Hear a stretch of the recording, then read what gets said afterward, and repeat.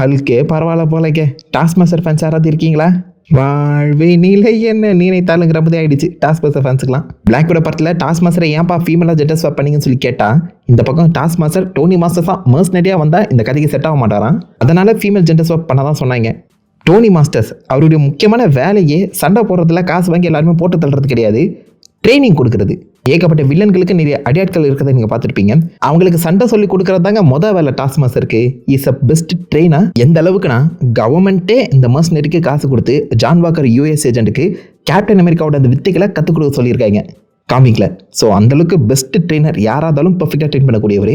இந்த black widows எல்லாருக்குமே red room வழியாக இந்த ட்ரைனிங் ப்ரோக்ராம் நடத்திட்டு இருந்ததே டாஸ்க் மாஸ்டர் தான் சொல்லி அழகாவே கதை எழுதலாமே. சரி, ஜெண்டர் ஸ்வாப் பண்ணி மோசம் பண்ணது பத்தாதுன்னு இந்த தண்டபோல்ஸில் ஒரேடியாக போட்டிங்களாடா பையால.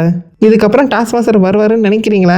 ஒருவேளை இப்படி இருக்குமோ, இந்த டாஸ்க் மாஸ்டரே பொய், உண்மையான டாஸ்க் மாஸ்டர் தனக்கான ஒரு டூப்ளிகேட்டுக்கு ட்ரைனிங் கொடுத்து இந்த மாதிரி வெளில சுற்ற வச்சிருக்காரு. இன்னும் டோனி மாஸ்டர்ஸ் உயிரோட தான் இருக்காரு, அவரை நாங்கள் ஃபியூச்சரில் இன்ட்ரடியூஸ் பண்ணுவோம் அப்படிங்கிற மாதிரி கம்பு சுற்றுவாய்களோ? எனக்கு நம்பிக்கை இல்லைங்க.